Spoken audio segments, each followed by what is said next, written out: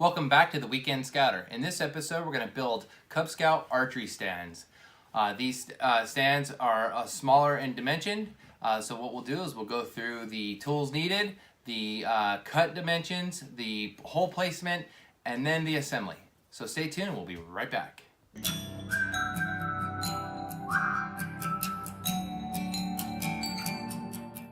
Alright, we're going to be talking about the tools and materials we'll need to complete this project. First, we'll need a miter saw or some type of saw to cut your wood with. We'll need a drill with a 3/8 inch drill bit. Optionally, you can also use a 1 3/8 inch Forstner bit. We'll need some glue and some screws or a brad nail gun to attach the support beams. Next, we'll need 6 3/8 inch by 3 inch hex bolts. We'll need 4 3/8 inch hex nuts. We'll need 12 3/8 inch flat washers and 2 3/8 inch wing nuts. The wood we'll be using is 2x3, and these come in 96 inch lengths.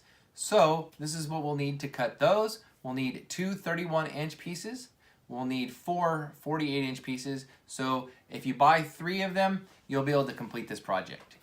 The last piece of wood we need is a 1x4, and we need 3 of them cut to 24 inch lengths. So stay tuned and we'll get the drill hole locations and final assembly. Okay, now we're moving on to the cutting and drilling portion of this build. The first part here is the target arms. They're 31 inches made out of the 2x3. From the left side, you can see the first hole is 3 inches on center. The second hole is 26 inches on center from the left. Moving on to the back legs, they are 48 inches out of the 2x3. As you can see, the first hole is 16 inches from the left on center. The second hole is 46 5/8 inches from the left on center. Now it gets a little tricky with the front legs. The front leg, the first hole is going to be 22.5 inches on center from the left. Then we're going to flip the board and do our second hole, which is 42 3/4 inches from the left. Mind you, this only needs to be flipped if you're going to use the Forstner bit to make your holes so that your bolts will fit down inside and level with the board. If not, you can just drill through with a 3/8 inch drill bit. If you are using the Forstner bit, you want to drill with your Forstner bit first and then follow it up with the 3/8 inch drill bit to completely go through the board. Now we're going to start the construction of the frame.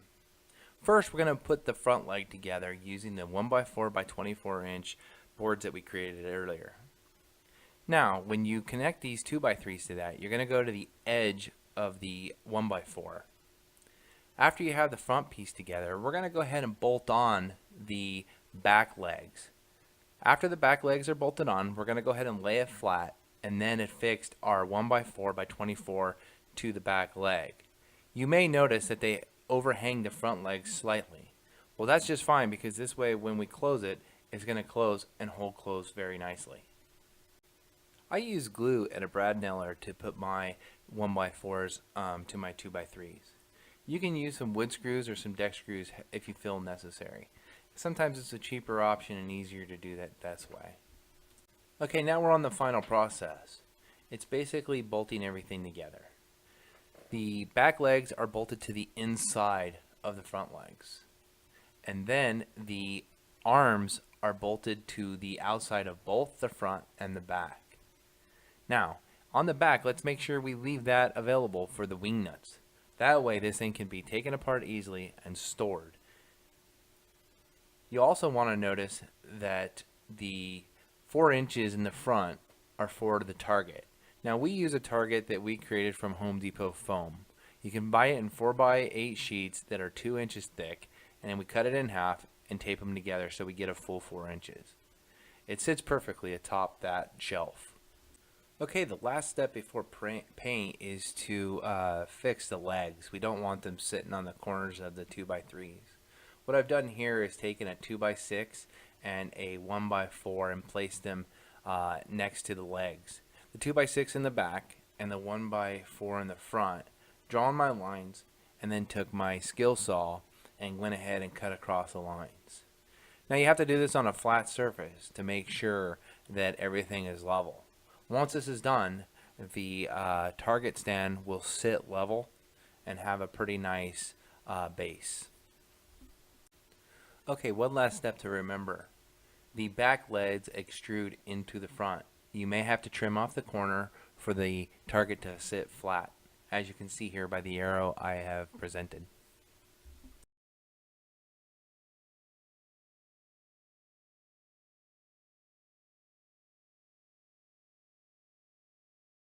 Okay, that's it for the archery stand.